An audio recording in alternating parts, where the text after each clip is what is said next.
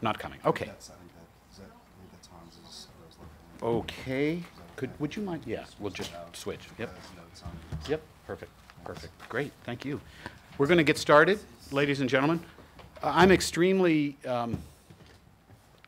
very enthusiastic about this conversation. You know you're a real policy wonk when you're excited about a conversation about how to provide more integrity to the process that we use to award grants to nonprofit service providers. That's just the kind of thing that makes me excited to wake up in the morning, but that I know that's not to everybody's taste. And I really want to thank Kirsten Latham, who wrote a really thoughtful and substantive narrative of how we got to the place we are now. And I feel that there have been many, many people over the years, and I've been here, 16 years, who have approached this in good faith and who have wanted to achieve good outcomes. However, I think where we are today is badly in need of reform, and I'm just so pleased, having put a lot of time and thought into what is a process with integrity that we can use to support our partnership with the nonprofit community, that there seems to be a growing amount of political will to tackle this now as we prepare for the inauguration of a new executive and new council. So I'm very, very happy to be here. I'm very happy to be having this conversation, and I think it's sort of fitting that at the end of my tenure as committee chairman that we are really taking this on in a really serious way and grappling with some complete alternatives to the current process, because I think there's better ways to do this, and I always have. And I'll just share with you briefly in my first term, I came on board as a new council member, and I went through my first budget, and council members who had carried over took it upon themselves to explain to me how the world works, and I appreciated that guidance. And one of the ways that the world worked was that in the budget, council members would give grants to a relatively small number of well-known and somewhat highly favored nonprofit service providers that served distinct communities: the Jewish community, the Korean community, the African-American community, the Chinese community, not so much at that time the Latino community, although a few. But it was a pretty exclusive group of service providers that had assiduously worked to develop relationships with council members. And if you were a new entrant, it was very, very hard to crack if you didn't already have relationships with council members. Along the same lines, my colleagues know, I've been a strong advocate for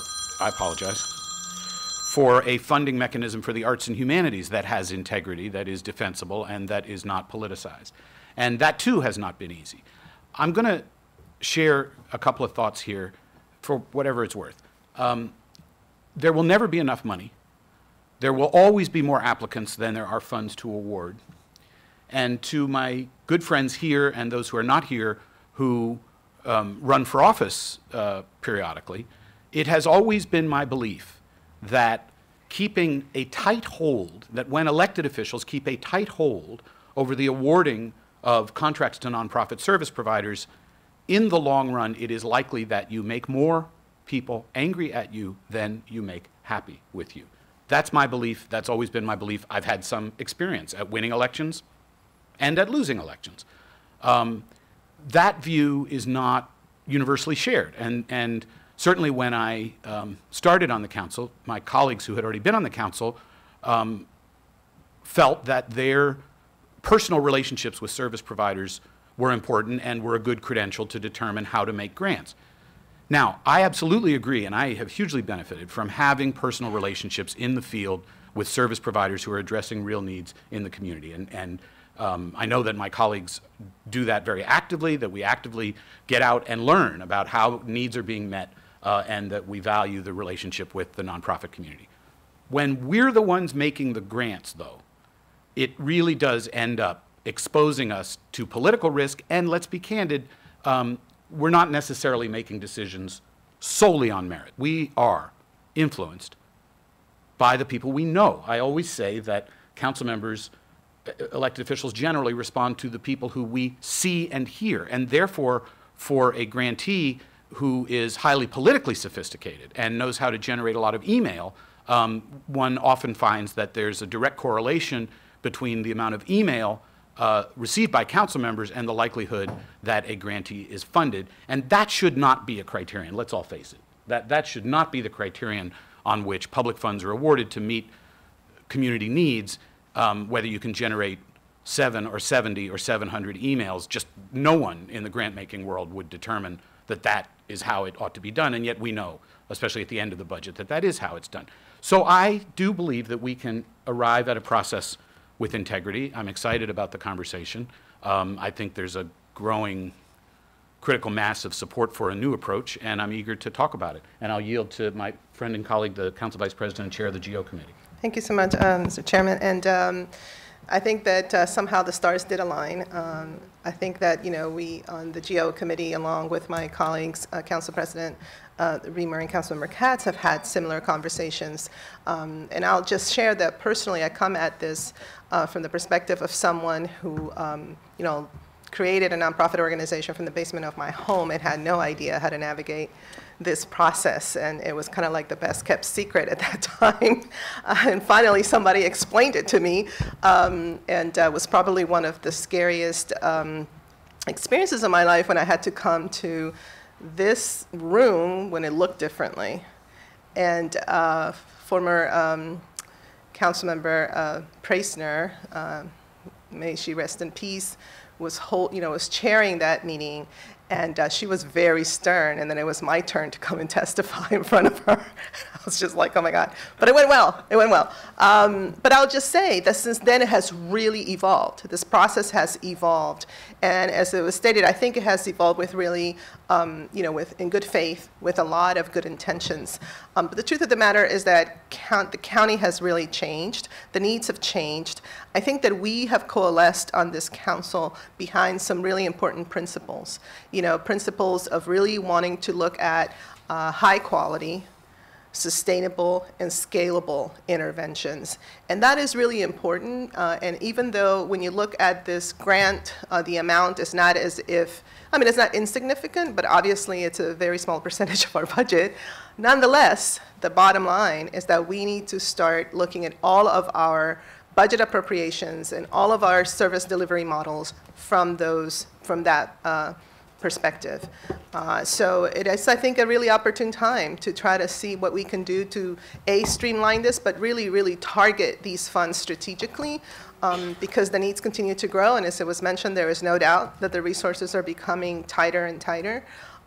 So I really look forward to this, and I really thank, Olo is doing a great job in getting us started and getting the conversation going, and we shall see where we go with this. Great. We're sitting in seats that don't necessarily pertain to what's written here. I'm going to call on Council President Reamer, followed by Mr. Katz, followed by Mr. Rice if he would like to speak. Yep. Thank you. I am really looking forward to the conversation. It's been a few years in the making, the report, and I think many council members just expressing the need to rethink how we do our grant making. It's very interesting. We don't have a strong, it's my observation anyway, others might be more informed, but that we don't have a strong foundation grant-making community in the county. We have some, no question about it, but our nonprofits really do rely upon us as a source of grant funding because there aren't as many places to go places where you can get investments that are really intended for Montgomery County. And a lot of national foundations probably look at the county as resourced sufficiently and not a place where they want to invest their pilot dollars or their significant dollars to change social circumstances. So it's important for the county to be a leader and to provide an anchor for the nonprofit sector here and to provide substantial funds for grants. I think the dilemma we have is, on the one hand, we want to support core services. On the other hand, core services are kind of the obligation of government and should be funded contractually. But when core services take over our grants, then there isn't much left over for new pilots and innovative programs. And because we're government, maybe we are not the ideal funder. And the ideal funder is one that, gives you money and doesn't have a lot of paperwork and constant reporting on $10,000, you know, and those are the funders. I also founded a nonprofit. I raised money from foundations, and I still remember, you know, the grants that I received that may have been not the biggest share of my budget, but the ones that seemed where the funder believed the most in me were the ones where the fewest strings were attached, you know. They just wanted to see the mission succeed, and they trusted the leadership of the organization to make it happen. And I don't know if it's possible for us to be that type of funder, but it would be nice if we could get closer to it. And I think we ought to be able to slim down the process, not only for grant making, but perhaps for things that we move into the base budget. And that's a challenge. You know, I've tried to move things into the base budget, and the dilemma you get is, well, you've had a recurring grant, but if we go to the base budget, then it's going to be bid out as a contract, and you know, you may not win that contract. And so I think it puts everyone in a dilemma there. I think it's appropriate that contracts are bid, but so if we can sort through this and figure it out and put it in place and get a new framework for the new executive and the new council, I think it'd be terrific, and I'd like to be part of that. Thank you. Mr. Katz. Thank you very much, Mr. Chair. I go along with what everything has been said so far, but I do think it's necessary to remember what our goal is here. And our goal is that we have the strongest nonprofit community we can possibly have. And to keep that in mind, and base budgeting has their difficulties, and everything else, I guess, can be associated, can have some difficulties. But really the bottom line is the way it's been set up since for my 4 years that I've been here, is that the county executive, people will come in and say, well, the county executive gave us money, but the council didn't, or vice versa. And you say, well, it's the same money. I mean, it's, you know, it goes through a different process. Oh, it's the same. Well, it's not. The county executive gave us money and you didn't. And candidly, that in itself is confusing. It's the county's money. I mean, regardless of whether it comes from what pocket, what budget, it's the county's money. And we do need to figure that out. I do think that for the next county executive, that there should be, if we can come up with a better system, and I think we will, that there should be some funds that the new county executive would have, which I always called the good deeds fund. If somebody midterm comes to you and says, you know, we have this new initiative, we would like to start this right now, you know, we have a need, go through the right channel, but that you can't, that the budgeting wouldn't be there for them, I think that's a problem. I think we need to have something that the county executive would have some funds that are to their discretion and with an approval of the county council. And I also believe that in many cases the nonprofit community needs to make certain that their budgets, and we've touched on this before, needs to make certain that their budgets are something that they don't have to wait to the last minute to find out about. We talked about the 2-year idea for budgeting, and we'd have to pass the budget each year, but at least someone is aware of what they are going to be getting, and not to wait until May for them to find out for their fiscal year that starts in July, and they can't start figuring this in July, and in many cases they don't get that money till past July. We need to do a better system. We need to keep our nonprofit community in a way that they are as strong as they can possibly be, and I think we have the possibility for this, and I applaud the report as well. It's a very, very good report. Thank you. Mr. Rice. I'm not going to belabor, but I will just say that, look, the only way this is going to work is if we have a county executive who agrees with this stance, and that's going to create a tremendous challenge for us if they don't. So as Council Vice President Navarro said, it's got to be a partnership. It's got to be us on both sides of the street focusing on making it easier for our grants recipients to do the good work that they continue to do in our community. And, you know, it's interesting. On our current commission, we were just talking about how we would appoint folks to this new body that would kind of oversee and govern the process. And, you know, folks said, well, that's only, you know, and if it was appointed by the speaker and the president, and the governor, then therefore it wouldn't be politicized. And I said, well, what's more political than having the three big bosses in Annapolis appoint who the folks are? And so we do need to think about that, while at the same time I agree with what Councilmember Leventhal said. The process in which we decide who the folks are who are making those kinds of decisions, we have to be very cognizant of the fact that we still, whether we appoint them or assign them or however it is, if we're a part of that process, they still know that we've appointed them, and that feeds into that as well. So we just have to be very careful and intentional about this process, this new process that we're going to have, to ensure that if we're truly going to remove political elements from it, then we shouldn't touch it at all. It's kind of where I am on this, sort of like a revenue authority type piece. So just put that out there for consideration. Great. I'm eager to proceed to Ms. Latham's presentation, but I want to respond to a couple of things that were said.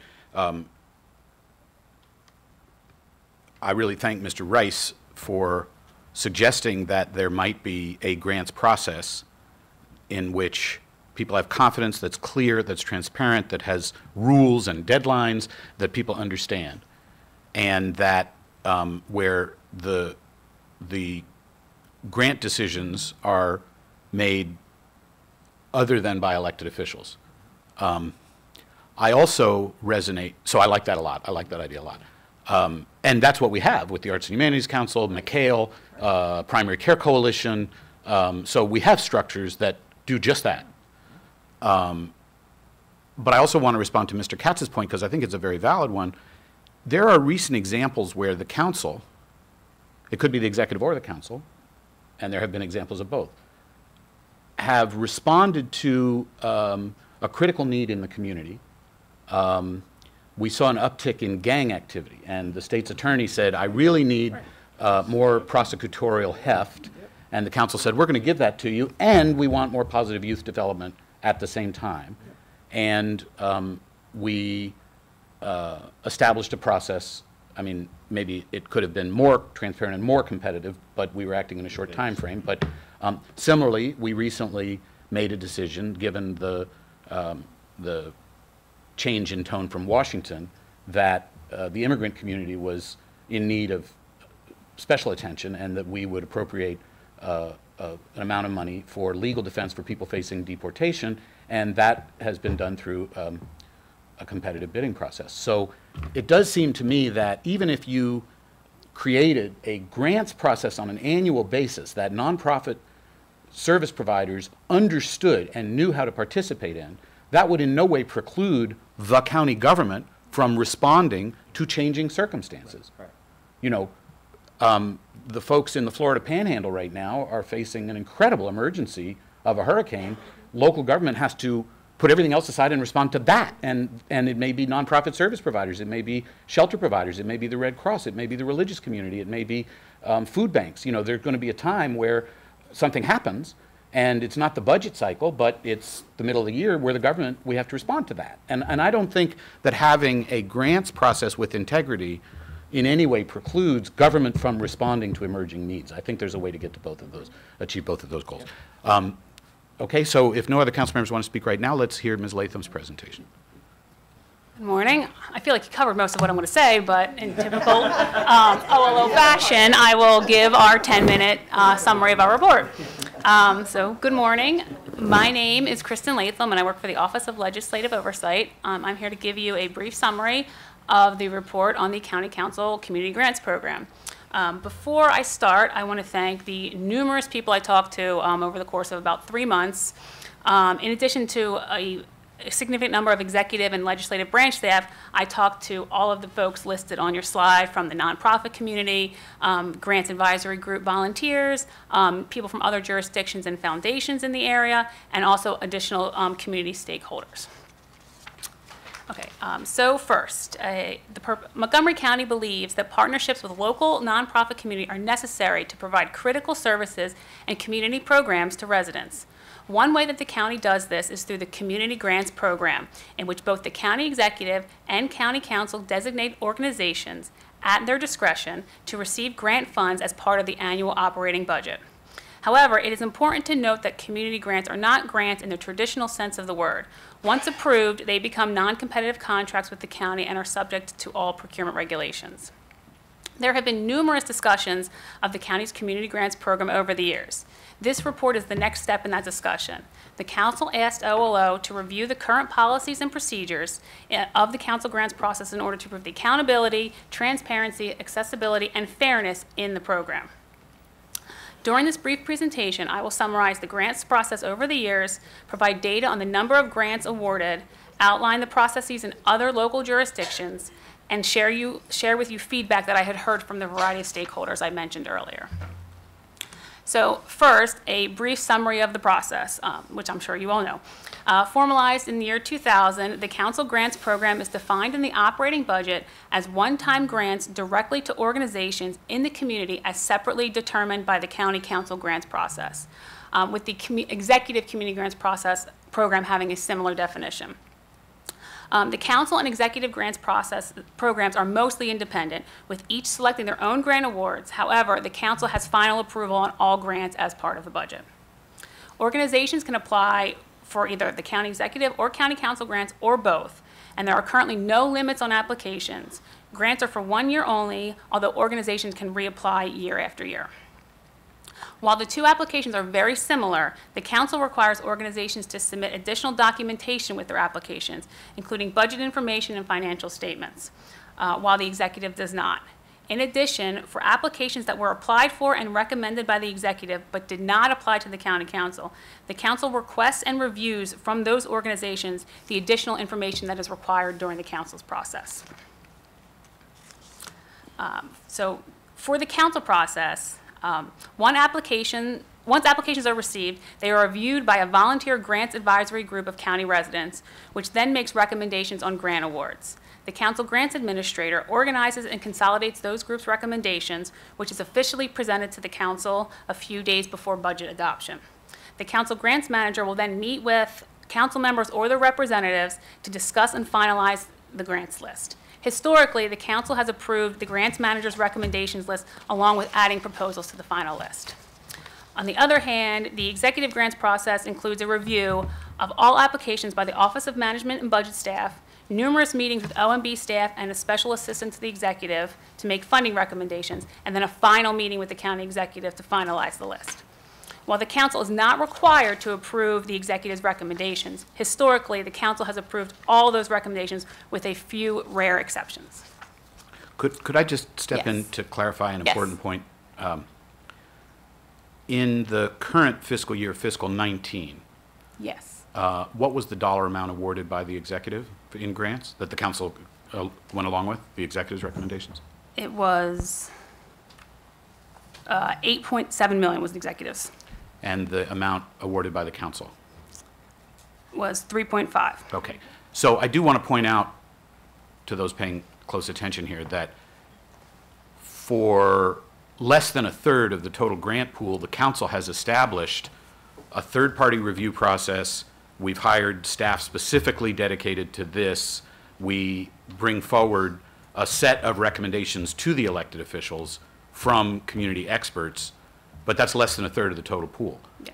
The preponderance of the money, nearly $9 million in the current budget, is awarded through a very casual process, which is almost entirely up to the discretion of the county executive and a special assistant. I do think it's important to keep that in mind, so that when we look at, why are we dealing with all this? You're going to establish more bureaucracy and more rigmarole. Well, the council's been trying to do that for a long time, but it hasn't gotten a handle on the bulk of the way the funds are awarded. And we've deferred to the executive, and Mr. Rice is correct that if an executive takes office who isn't interested in reforming the process, the executive has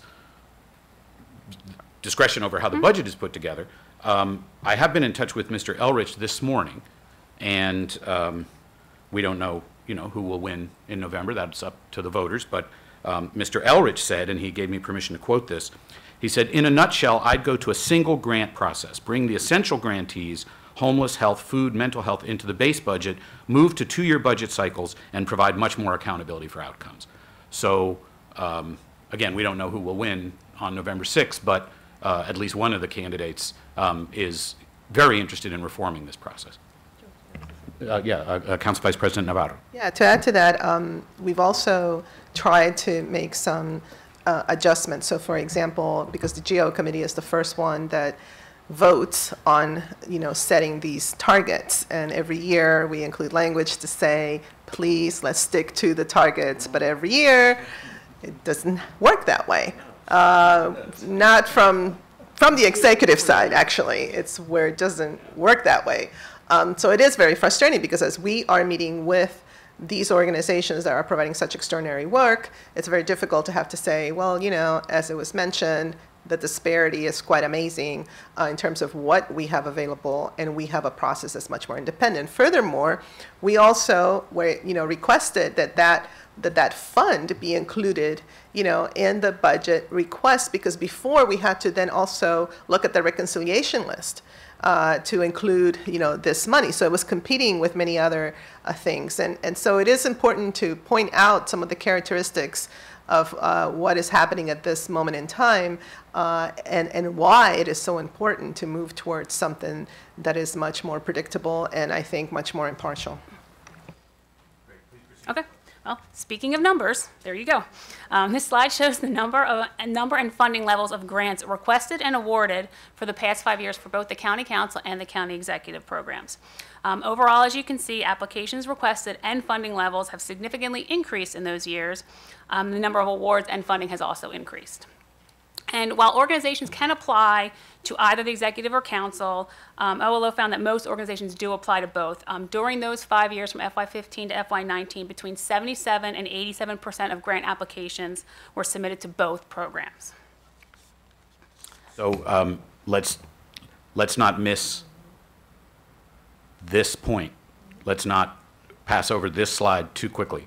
Over the last 5 years, the funds awarded, bottom box, second row, increased by 58% over the last 5 years without third-party review, just really purely at the discretion of an elected official, whereas the same essential process on the council side over the same period of time increased by 20%. So the growth has been in the area that had the least review, the least, I would say, integrity in terms of grant making. Mr. Reamer. Theoretically, the county council reviews it, but it's not really realistic, because then in order to review it, we're put into the position of having to take away a proposed grant that the executive has awarded. And it's so that fundamental relationship doesn't work well in this context. That's right. And the council could have taken upon itself, the charter would authorize the council to say, no, Mr. Executive, we're not giving you this much money. We're saying no, no, no, no, no, no, no to these 20 grants or these 60 grants or these 100 grants that you've already told the recipient it's going to get for understandable reasons. By and large, we haven't done that. There have been a very few examples where our staff, also it's important to know that the Grants Advisory Committee does review the executive's grants. And there have been, through that process, a very few grants where it didn't serve, it was inappropriately religiously based, or it imposed requirements that didn't seem concurrent with the law, that there were just, there were errors. And a second round of review caught some errors. One out of hundreds. Indeed. 2 out of hundreds. That's why a different process where, based on a realistic understanding of what the council can and can't do, is necessary. Mm-hmm. Because this growth rate is on the one hand, it's great that the nonprofit sector has been able to access more funds. But a better way to do it would be just through executive to say, we should add another $1 million to the grant pool so that more grants could be provided, as opposed to here's $1 million worth of grants that I dare you to roll back. And not only, yes, and not only that, a better way to do it for those grants that are 4, 5, 6, 7 years running is to make a determination that these are related to core functions of county Right. government and that we're going to fund them not through a one-year annual grants process. So can I make I have a question about that? I don't want to get ahead of us.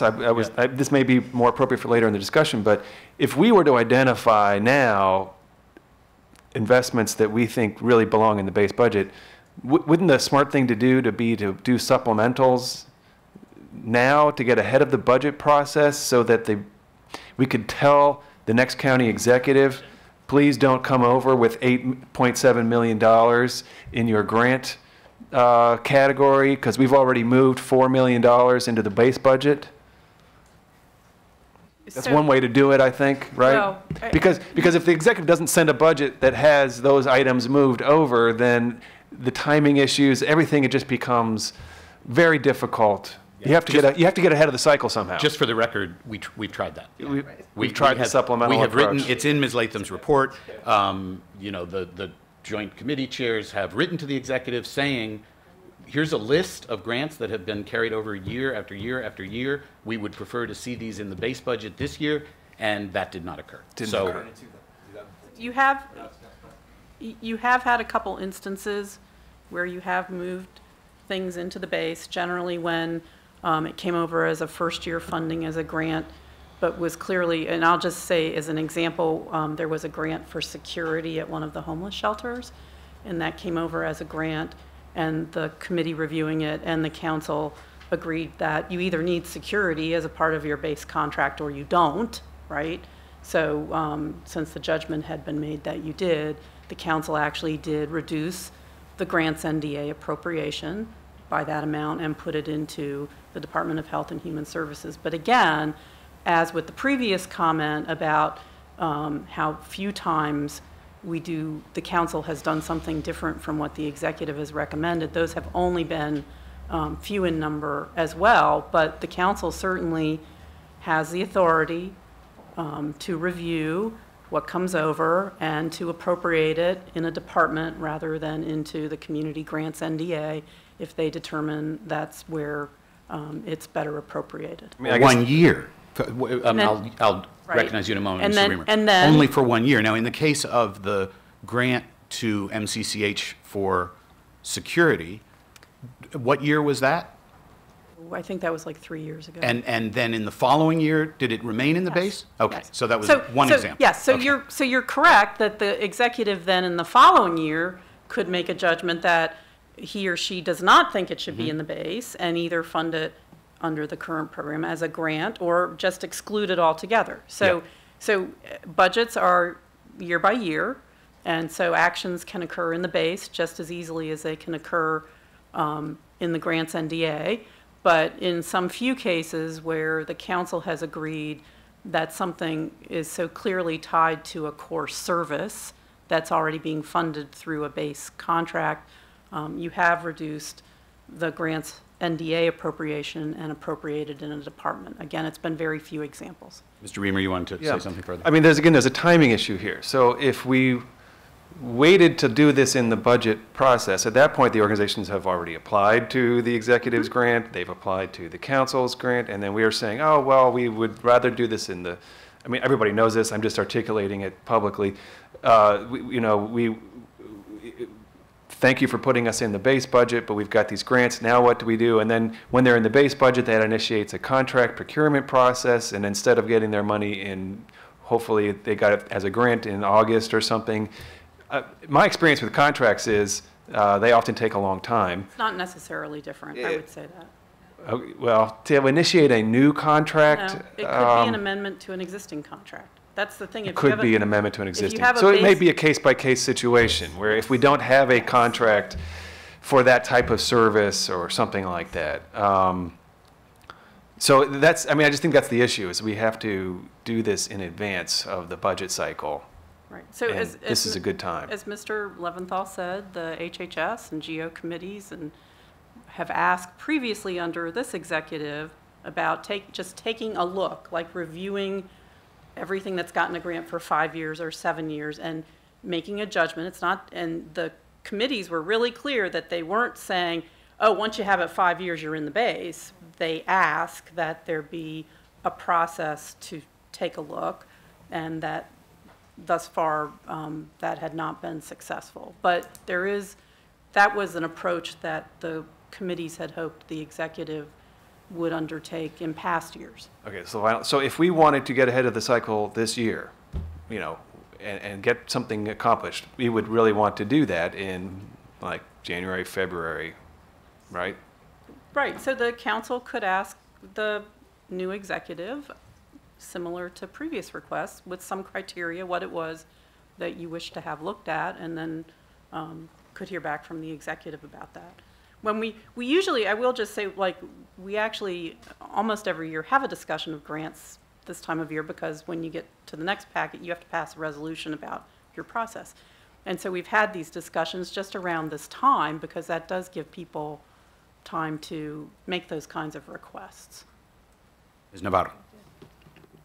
Yeah, no, this is a really good conversation. I do believe that it's important to, you know, wait for the new executive to be elected and then be able to have a robust conversation about where can this collaboration, you know, where does it lead? I think we have some low-hanging fruit that perhaps we can, you know, execute right now. But in terms of the process of figuring out who goes into the base budget and all that, you know, it's a much more thorough process that takes a bit of time. And I don't expect that to happen right away. I think that we do need to, out of respect, also make sure that the new executive has the time to address this. I will say, though, that if we don't find any movement towards a goal that makes this a lot more transparent, et cetera, I think the council should take it upon themselves to figure out perhaps some legislative action. And I say this because, you know, again, this is part of the holistic view of what our budget is and our priorities fiscally.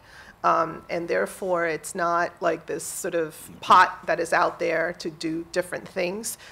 We do have a fiscal plan. We're very, you know, I think strategic and disciplined about how we address our spending. We do get, you know, stern warnings from OMB about certain levels, et cetera. And then as we see, every year there seems to be some discretion. So I do think we need to take this seriously. Nonetheless, it would be important to first find a way to collaborate on these more complex issues with the new executive. This is a great conversation. I'm going to go ahead and comment. I know Ms. Latham has a number of more slides we need to get through, but first of all, I don't know, I don't think Ms. McMillan made this clear. There is a task we have to complete this month, consistent with what we've done in prior years. Even though there's a transition, even though there's a new council coming in, the council's process establishes deadlines and a mechanism by which applicants can apply, and that has historically been circulated to the community in October, because it's just a few months before the deadline when people need to apply for an FY20 grant. So that's a task before us, and we have to do that. And while I certainly appreciate that historically the council has deferred to the executive's prerogatives, the charter does give the executive the prerogative of sending the budget to the council. That won't change. So some things don't change. We also do have an opportunity, since we have to let the community know what the process is going to be, to improve the process. And if we don't take that opportunity, this is my concern. Elected officials get used to having what limited power they have. And I know myself that it's very difficult when someone who you know wants a grant and calls you, a friend, someone who may have supported you politically, and says, I need this, you've got to let me have it. I didn't get it from the executive. I didn't get it from the Grants Advisory Committee. You are my friend, and I'm counting on you to deliver for me. If you go through a budget like that, it's going to be very difficult for the 4 new council members to give that up. If you don't let them enter into a process that I would call a process with integrity, a process that is more depoliticized, historically what we've seen is that the ability politically to exercise that discretion and respond to your friends, you get used to it, and it's going to be hard to give it up. If you go through it once, then in the second year, those new council members, well, of course I'm able to give grants to my friends. That's part of why I ran for office. And I don't mean that to put anybody down. I mean, the charter does provide the ability for 5 council members to appropriate pretty much anything they decide to appropriate. That will never change. And as I said, if you develop a better process, you would still have the capability as a government to respond to urgent needs. We would never want to take that away. Like I said, what if there's a hurricane? But if the basic grants process isn't, these are judgmental words, in my view, better and cleaner right from the start, I don't think you can fix it in years 2 or 3 of the next term. That's my opinion. Yeah, Mr. Reamer. Good points. And the executive's recommendation for the budget comes March 15th. So presumably groups would be invited to submit their grant applications. What's the timing on that, Linda? The application portal opens on December 1st and the deadline is So January 14th. actually, we need to do this now. We need, if we could talk with all of the prospective, but I think we should use our authority as it is in the charter. But I think, yeah. They're tentative dates, just We Molly. should We're we should waiting for hammer out something now so that it's in place, so that groups know going into this process what is likely to happen. And I think we have to acknowledge, given the authority everybody has under the charter, it's certainly possible that the council could establish guidelines and an executive could be seated on December 3rd and say, I'm not adhering to any of that. I'm going to totally go my own way. If Mr. Ficker is elected, I doubt that he would adhere to the process that we might arrive at. He might not give any community grants. I don't know. So, we don't know what's going to happen in the election, but I think we have to proceed in good faith, making our best recommendations as to what ought to occur, and then I think it'll be harder for a new executive to unravel that. But we don't know who's going to win the election, so we can't speak for them. Ms. Navarro. Yeah, so I guess for me, I'm pretty much an action-oriented person. It depends on what is it we're talking about.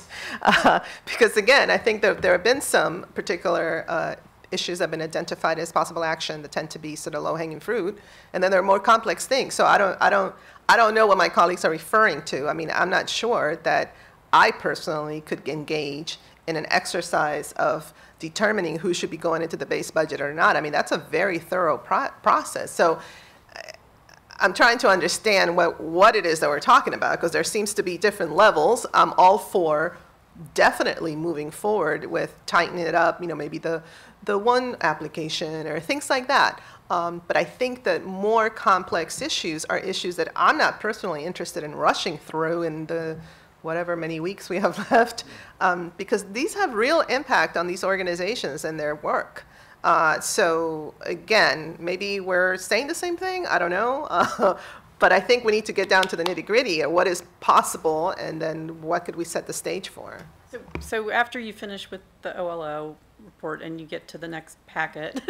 Beavers. I know. So what you'll see is that we've laid out sort of 3 groups of things that we're recommending to you you can do in this resolution, because you do need to have your resolution so that the applicants are aware of how the council's process is going to work in FY20. Some things that you could revisit once you know who the new executive is in the short term, and then the longer issues for hopefully collaboration with the new executive. So the next packet after the OLO item is set up that way for you. Good.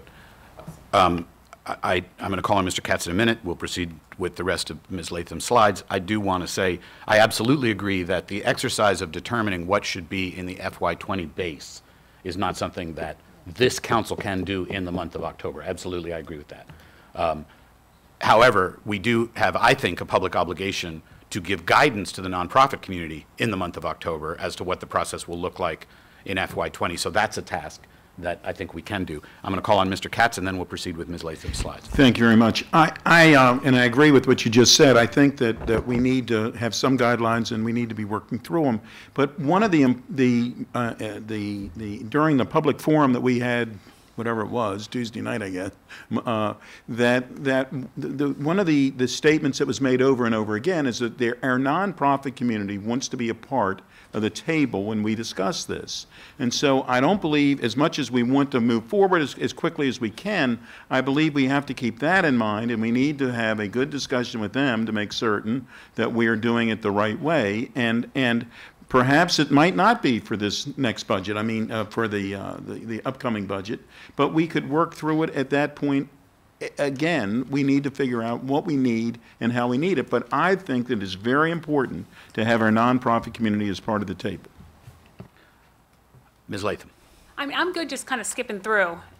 Proceed. Okay. The data is very important Okay, to put this okay. in context. Well, then, speaking of one-time budgets versus multi-year grants, looking at the grants in the past 5 years, from FY15 to FY19, OLO found that many have received them for multiple years. During that time period, 95 organizations received grants all 5 years, and an additional 39 received them in 4 of the 5 years. Drilling down a little further, looking at specific programs and trying to analyze programs over the years as opposed to organizations, because organizations can apply for different programs. That OLO identified 114 projects that had received either council or executive grant funding for at least 4 of those 5 years. I really want to thank you for drawing out those 2 different numbers, because they are extremely different. Yes, so, in my judgment, it's the second bullet yes. that is of concern, that if a specific program is being funded year after year after year through one-year grants, on its face, that doesn't make sense. The first bullet causes me less concern because there are outstanding providers with an excellent track record who do great work, and they're going to rise to the top in a competitive process. It doesn't mean that the same thing is being funded every year. Correct. Now, what it does do is, and we've tried to address this through transparency and deadlines and letting people know how the process works, so it's not just an insider's game. It does run the risk of crowding out new organizations that are meeting new community needs. And it is important for elected officials to keep in mind that we don't know what we don't know. And while we may believe as elected officials that there's no one better suited than us to take the pulse of the community and respond to community needs, because we're out in the community all the time, it's a big community. And some of the least engaged communities are the ones with the greatest needs, but we may not know them. They may not speak our language. They may be new to the community. They may not be politically sophisticated. They may not be developing relationships of whatever kind with us. So that's the issue with the first one, is that you have long established organizations who get the bulk of the money, and do we have a mechanism, and we've tried to establish this through the Grants Advisory Group, and it's led to a huge proliferation of grant requests, which in and of itself is a problem. But do we have a mechanism for assessing, are we meeting needs that we as elected officials don't already know about? And are we providing opportunities for service providers who we don't already have relationships with? Okay, please keep going. So as part of this project, I looked at the grant practices or similar programs in other local jurisdictions. All of the 3 jurisdictions that I talked to all have a staff and citizen advisory panel to review applications and make grant recommendations similar to Montgomery County.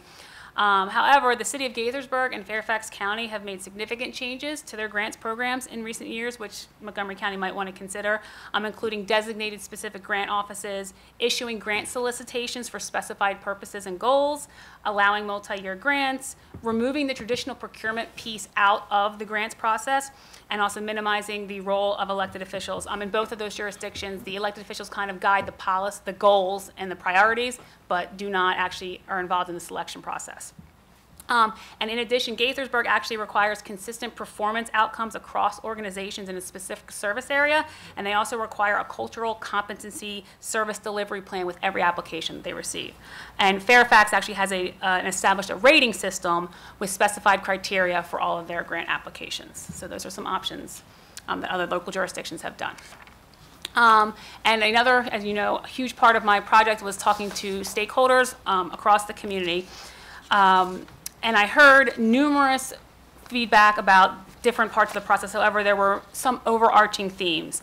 The first is that the community grants program was viewed as funding for non-related programs with no cohesive priority or comprehensive plan. The organizations did not know how they fit in with the community grants program, and then the grants advisory group panels did not have a clear understanding of what the program's purposes are and what you were looking for. Some of the specific questions I heard were, does the council have program priorities in each grant cycle? Do they change annually?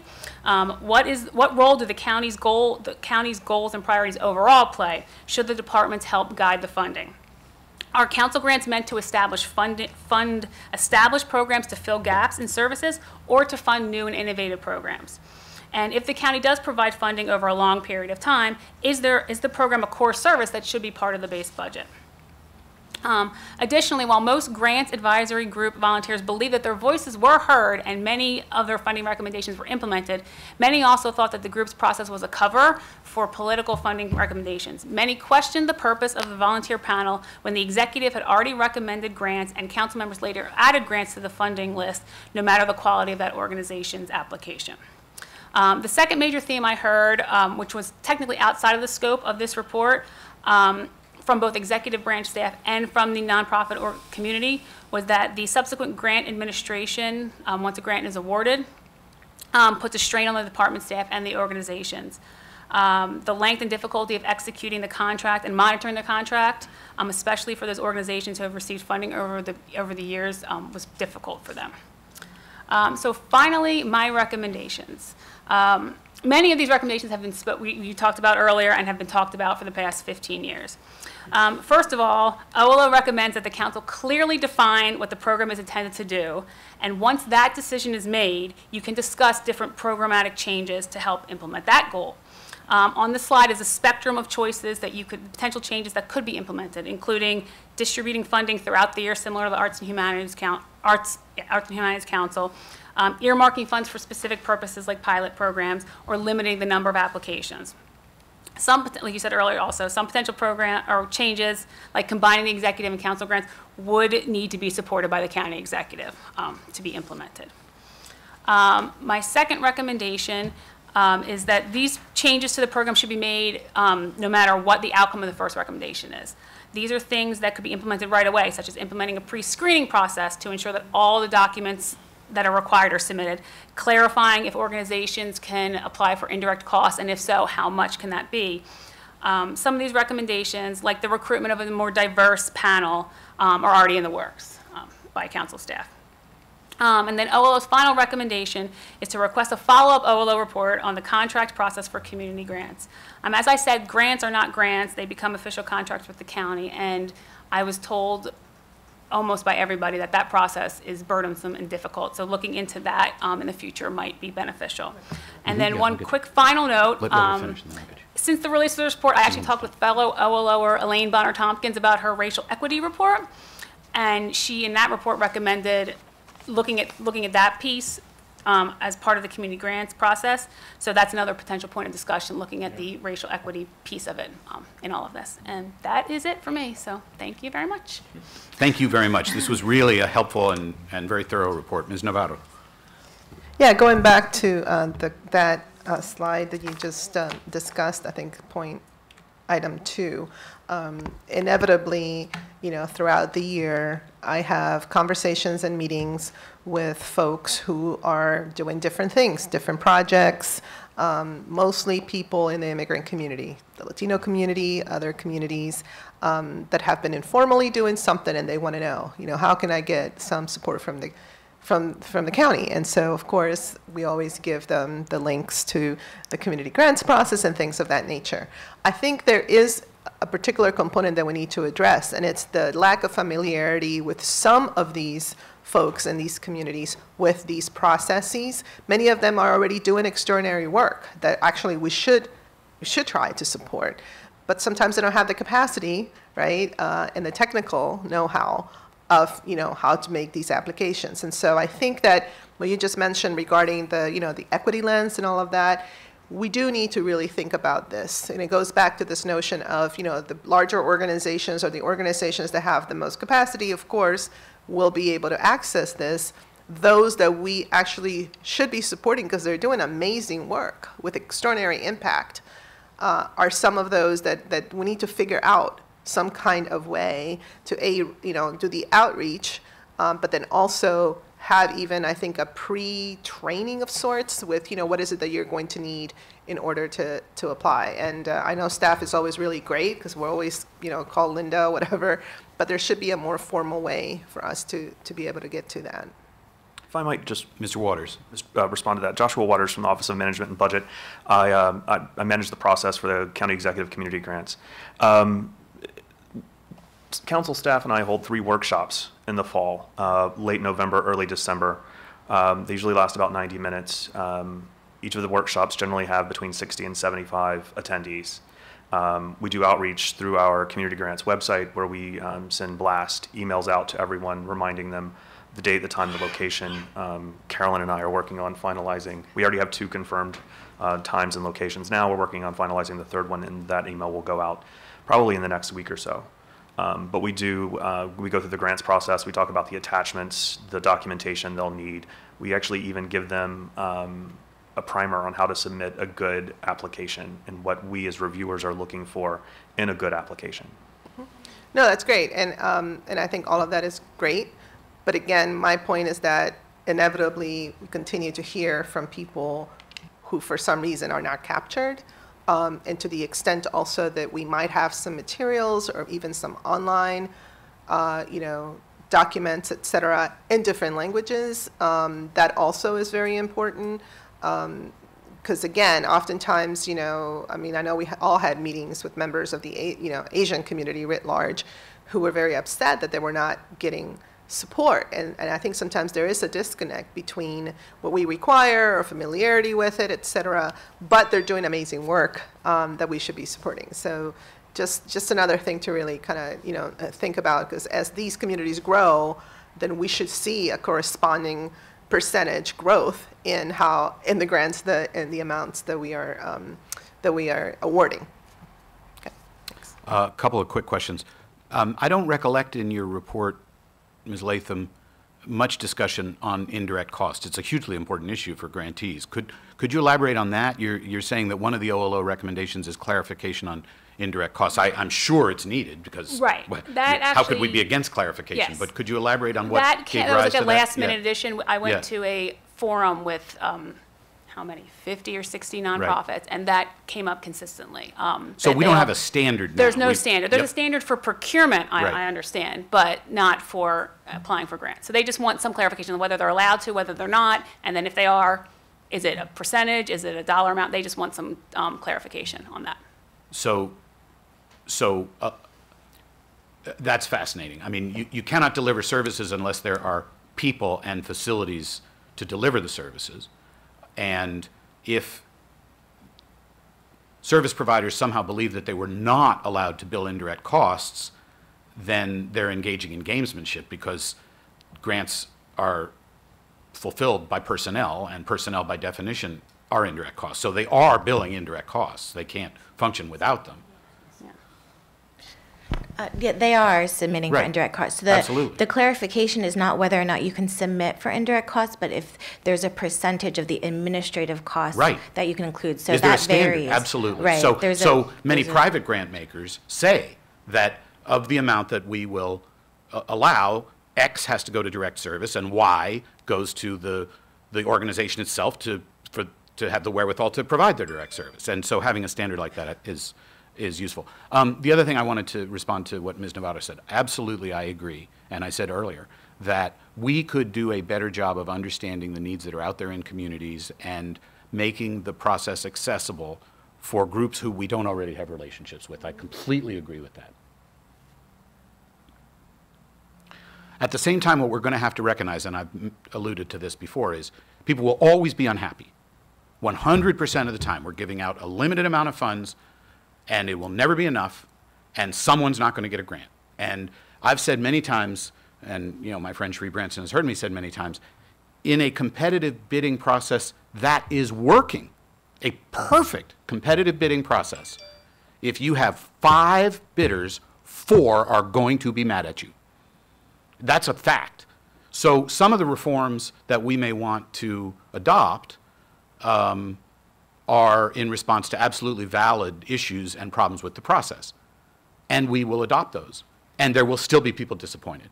And there will still be applicants who say, I didn't get a fair shot. My community didn't get a fair shot. My demographic group didn't get a fair shot. It's unfair. The process stinks.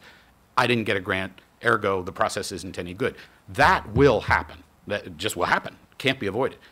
My view, and this is just my own opinion, is that as elected officials, we get more benefit from maintaining arm's length. When a disappointed bidder comes to an elected official, if the elected official can say, I didn't make that decision. We established an independent process. I'm sorry, I can't overturn it now because we established this process. I think that that's better for the elected officials. Other historically elected officials have bitterly disagreed with that. That, you know, elected officials want to maintain as much discretion and as much ability to respond to their constituents as they possibly can. And we've had those debates regarding the arts and humanities, and we've had those debates regarding the grants process. And that's why I strongly suggest that a new process is in place before the next council starts to get a taste of how cool it is to be able to just dole out money to people who ask for it. Because it is really cool. I mean, it's an awesome power to have. But if we mutually agree that there will be a process with integrity, then the new group will come in and say, oh, well, this is how it works. I'm just operating under the rules as they existed when I got here. And then a couple of years will go by, as in my case, and they'll say, well, wait a minute, this process could be better. Now I understand it. I think we could change it. And it will be changed. It's never going to be permanent. It's an organic thing. And again, the charter gives us the authority to appropriate money for virtually any purpose if 5 people agree to vote for it. So nothing that we promulgate now, I mean, unless we pass a law, but and even a law can be overturned by a future council. There will always be, you know, refinements and improvements. This topic will never be completely finished. I'm talking too much. I apologize. So what's next? Ms. McMillan, now you're going to present the staff memo, and Ms. Chen? Yep. So, this moves you into your item number 2. And what I just have already mentioned, and the current resolution, the currently approved resolution is attached at Circle 1 so that you can see the example of what you did this time last year. This packet provides recommendations related to sort of 3 pieces of the timeline.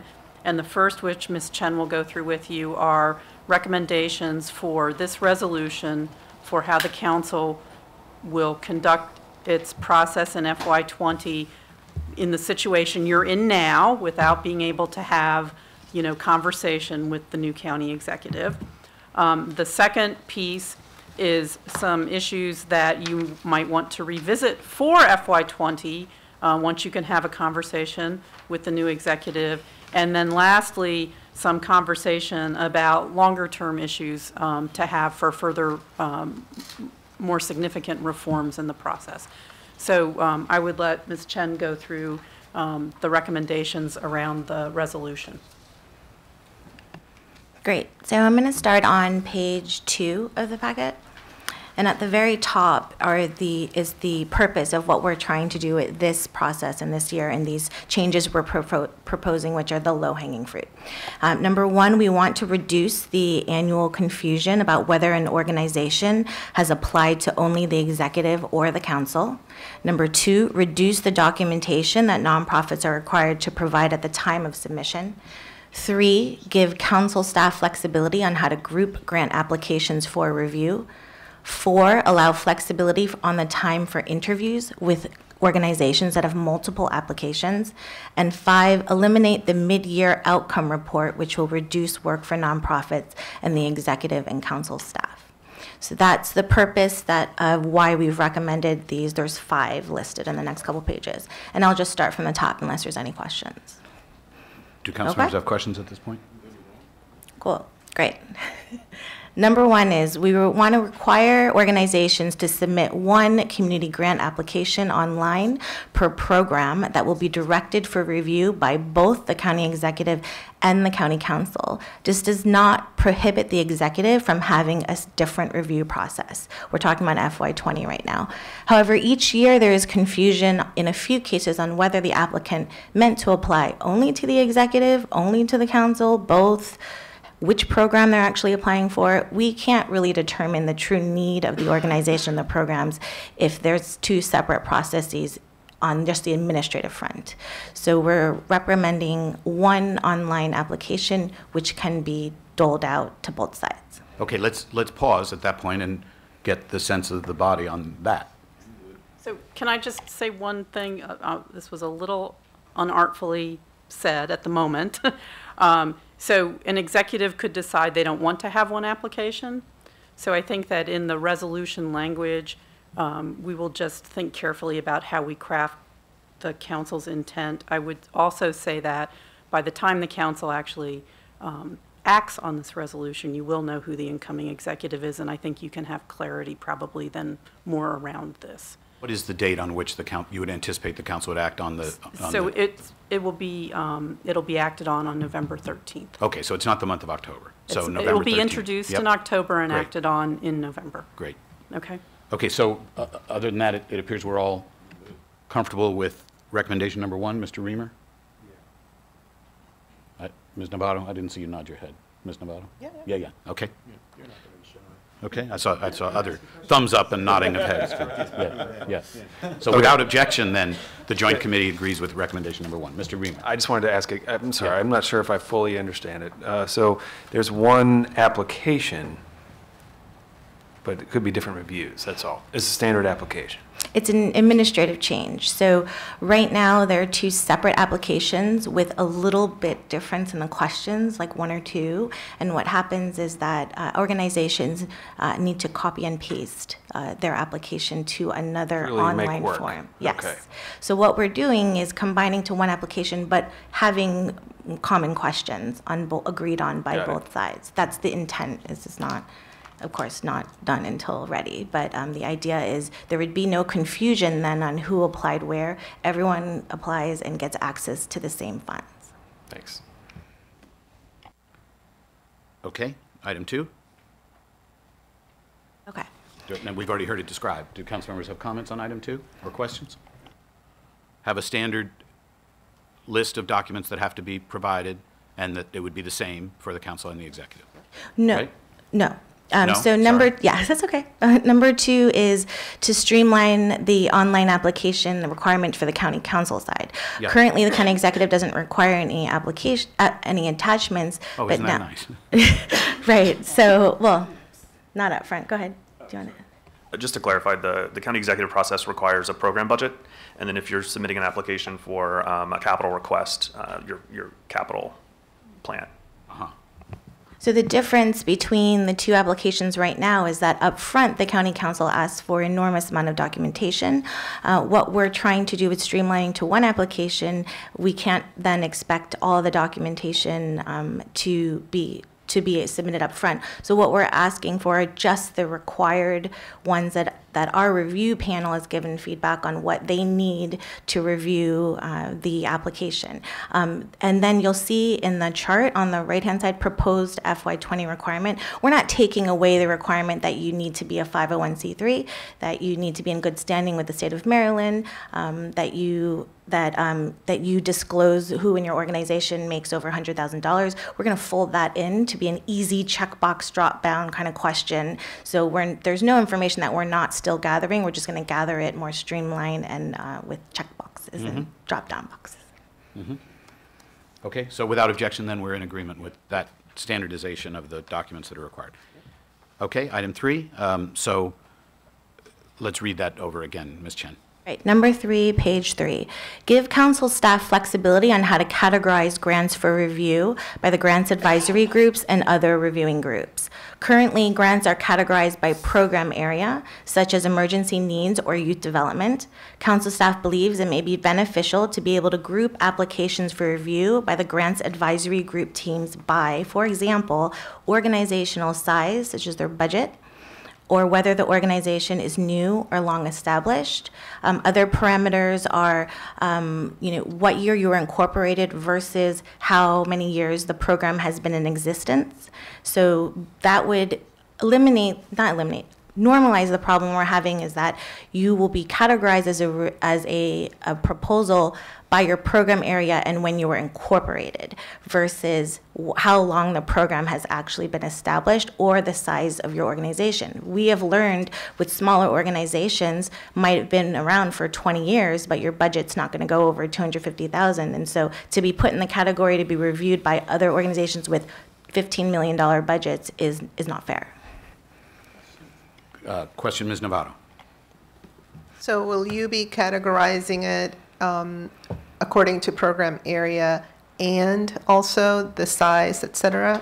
Right. So it's adding. It's adding. Okay. It's not eliminating. So we Great. would just, what we wait for is to, when the applications come in, that's when we know who's applying. And from there, we can cut, if we ask the information up front, we'll still ask what your program area is, how long you were established, but now we're going to add what your organizational budget is. How large are you? Are you a $10 million organization? Are you a $50,000 organization?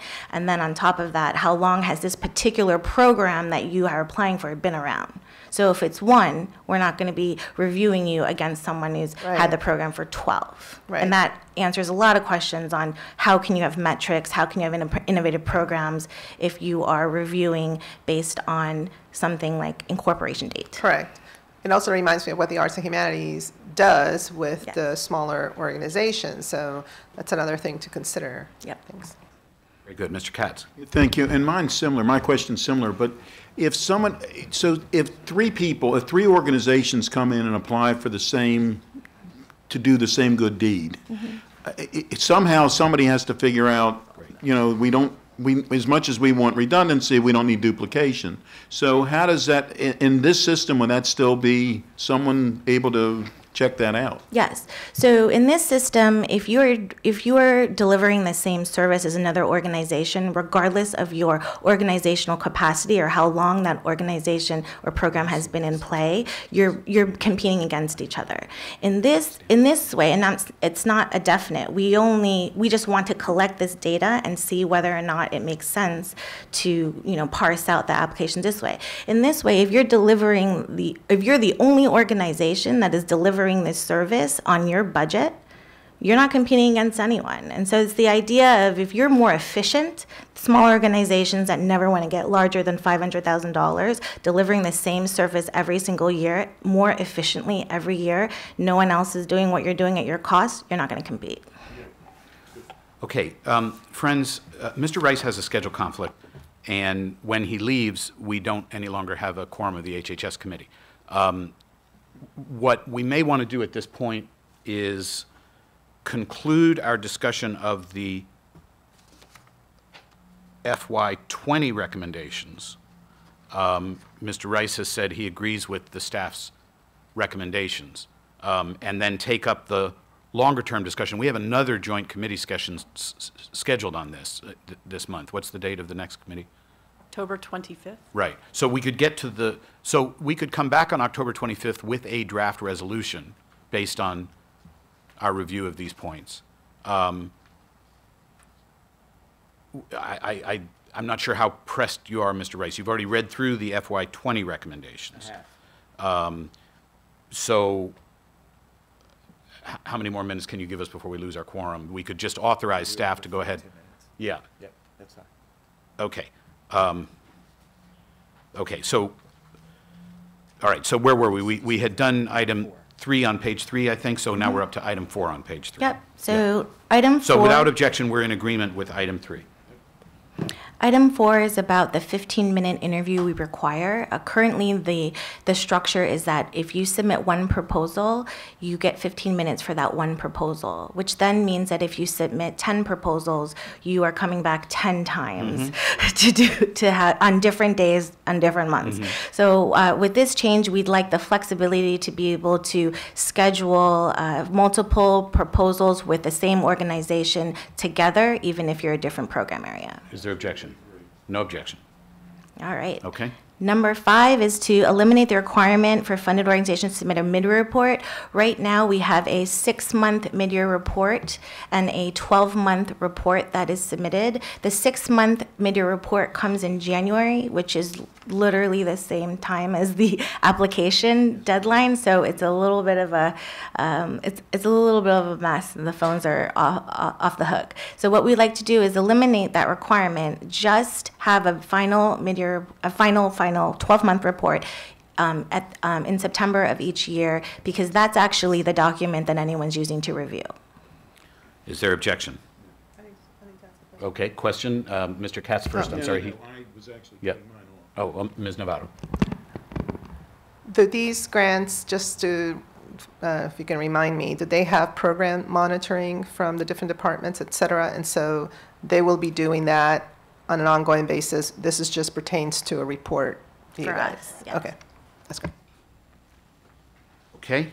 And so that's it in terms of, I think, what staff, go ahead, Ms. McMillan. The one last thing on the last sentence I would just say is that because we've had this discussion of priority setting in the OLO report, the resolution has said that the priority is safety net programs and services that assist disadvantaged county residents. We just want to confirm, and we can bring you back a draft on the 25th if you want to think some more about this, but we would like to confirm what you want to say about the purpose clause in FY20. Fine. You know, I would encourage when we get the report of the climate mobilization work group, I would encourage some thought at that time about whether resiliency and adaptation to climate change and addressing climate change may surface as a priority for nonprofits, if we think that nonprofits can play a constructive role. You know, the frequency of hurricanes this time of year reminds us all that, you know, of the urgency of that topic. And then I think while our safety net programs are trying to address disparities, you have had this ongoing conversation about racial equity, so it may be that you just wish to amend this thought a little bit for your resolution, that's all. It seems to me at this juncture, with Mr. Rice having to leave, that we have given staff enough guidance for staff to draft the resolution to instruct applicants for the January deadline. So what I would suggest is that we break now, that when we come back on the 25th, we resume the discussion at the bottom of page 3, page 4, page 5, and page 6. But I would also like that meeting to get into the weeds regarding the procurement issues. For example, when we were just talking about the need for a mid-year report, Mr. Rice leaned over and said, yeah, I mean, organizations may not have even gotten their funding much before January. How can they provide you a mid-year report? Well, why precisely is that? Why precisely do we continue to get complaints about the slowness of disbursement, how cumbersome disbursement is? And going back to Ms. Latham's slides, she said, and Mr. Rice, if you need to leave, go ahead. Okay. Yep. We've cast all the votes we're going to cast this morning. Yep. We can get a lot done now.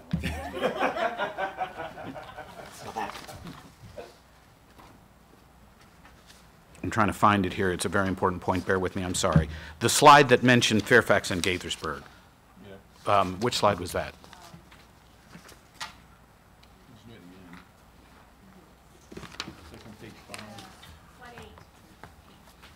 Slide number 8. I see it. It's bottom of page 4. So, well, I'm sorry, maybe it wasn't that. Somewhere. I think I said it, that they've eliminated the traditional They've taken it out of the procurement yes. process. Yes. Okay. Now, what does that mean? And I understand that the county attorney has issues. I want to see the statute. So I would like us to we're not going to get into it this morning, Ms. Branson. I'm suggesting it for the next meeting. So, so I would really like to have an in-depth discussion at our next, along with the other items that we didn't get to, looking forward to FY20, FY21 in the future in terms of how we set up a bureaucratic process. I would also like us to get into some depth about how procurement works and what are the obstacles that we're hearing. We're not going to get into it now. Ms. McMillan, I'll let you comment. I just wanted to say, yeah. at your place, and we'll include this in the next packet, yeah. Is the report that you all have asked procurement to send about grants that are not direct pays, but that go through the procurement office. So we'll include that in the next packet with a little explanation on it. But I just wanted to make sure you knew that was at your place. Because on October 25th, if we get a clear understanding, look, maybe we agree with the county attorney. Maybe we just decide that there are good reasons why procurement laws exist, that they're in the interest of good public policy. We just don't hand out money willy-nilly. There's reasons for that. But if we decide that what the county attorney says is based on the interpretation of current statute, it may be that we end up drafting legislation here if legislation is required. But in any event, I'd like to get really into the weeds in terms of what is the statute, why does the county attorney believe it has to be this way, do we agree, I have no prejudgment on those questions. I'm not saying that I know the answers yet, but I think at our next meeting we should have a discussion of that. Mr. Reamer. Separate, related.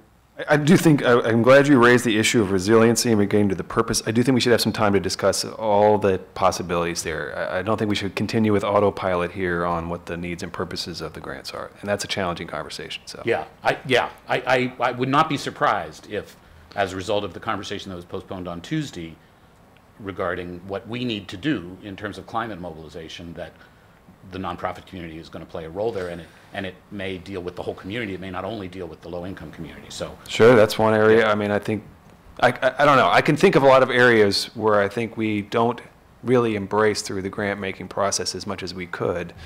It's a challenge, like related to education, for example. There's a lot of great programs doing STEM education. They fall a little bit outside of our parameters. I'm not sure we want to make STEM education an ongoing purpose of our grant program. But I think there are ways in which people developing new programs that might come to scale and then sort of wean off should be able to be embraced, and that is what one topic area that could.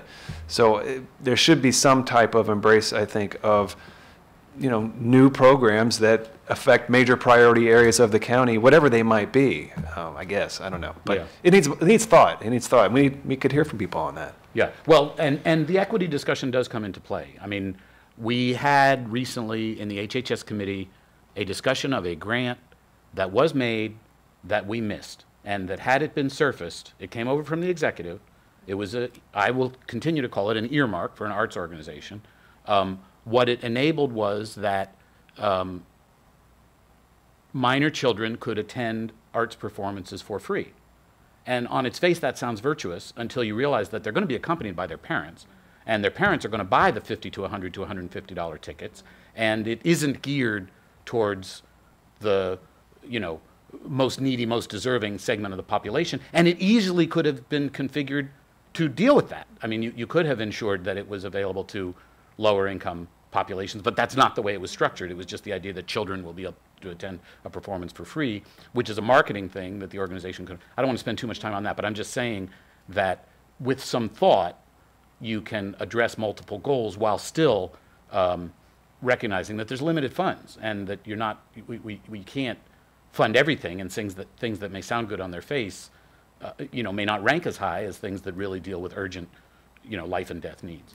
And again, recognizing that people will always be unhappy with any decision that we make. You're never going to satisfy anybody. Ms. Novato, you have your light on, and Mr. Katz, do you have yours on? No, I do not. Ms. Novato. Well, conversely, for this next conversation, it was alluded to that one of the challenges with our nonprofit sector is that foundations don't seem to treat Montgomery County the same as they treat other jurisdictions surrounding us. And I've always thought that we should continue to make efforts to engage the philanthropic community to discuss whether there could be opportunities to leverage and partner. I always say that, yes, I know we have jurisdictions that have more needs, but because we have such high functioning institutions in Montgomery County, this can be the place where you do a lot of, creative, tested type of endeavors that you're going to have really positive outcomes. So it could be almost like the place where you innovate and then you take it somewhere else. I do think that's another piece that we need to talk about. The Children Opportunity Fund is doing that at a smaller scale, but perhaps if we're going to be more comprehensive, we should try to figure out where could there be more opportunities to leverage private foundation, et cetera, that then the county can put some money in there, as we've done with some of these projects like the Bell program and things like that. Because, it's about expanding that amount of money. I mean, right now, it would be very difficult for us to, fund all these awesome, areas. So that's just another piece that I would love to explore when we come back. I had not thought about the Children's Opportunity Fund. I'm really glad you brought that up, because another topic for discussion, who knows whether we'll get to it in this time frame that we're talking about, is even if we improve coordination or create a single process, which is what I would prefer, between the executive and council, you have other grant-making entities that are out there, the CDBG panel, the Children's Opportunity Fund, that over some period of time we're going to have to think about whether, if you establish a grants office, what you don't want is confusion in the community. So if you establish a grants office, which is one of the recommendations, and I think it makes a ton of sense, And then people say, well, I want a CDBG grant, so I'm going to the grants office to apply for a CDBG grant. And they're told, no, we don't handle that here at the grants office. That's not a grant that we're aware of or that we have anything to do with. Children's Opportunity Fund, same way. So that's going to deserve some thought, is how many disparate grant processes do you want to have scattered throughout county government? Well, arts and humanities and McHale are fairly clearly defined. And maybe Children's Opportunity Fund is as well, although thus far I don't think it has been, but yeah. No, it is, but it does fall into this conversation because we do have McHale and we do have arts and humanities. You know, the Children's Opportunity Fund, I mean, it's kind of new, but I think it would be an interesting thought of having the centralized process where, you know, it's not like you disrespect the goals of these particular, entities or whatever, but you don't have all kinds of different metrics and things like that flying around. I mean, I think that would be the ideal, solution, but, we're working collaboratively here. So the grants office, if we establish it, could be very sophisticated and helpful to applicants, even if you continue, as we probably would still have, to have different funding streams and different mechanisms. Like CDBG is a policy established by HUD, Interagency Commission on Homelessness, Primary Care Coalition. Those are all long-standing organizations which make grants. Collaboration Council for Children, Families, and Youth. I mean, you're not going to eliminate those, but your grants office would know about those, and it would be able to assist applicants in understanding the different, pots of money and the different requirements for getting at that money. There's a lot of progress we can make here. I'm really enjoying this conversation. That's how much of a wonk I am. Great. Well, thank my colleagues, and we'll resume on October 25th.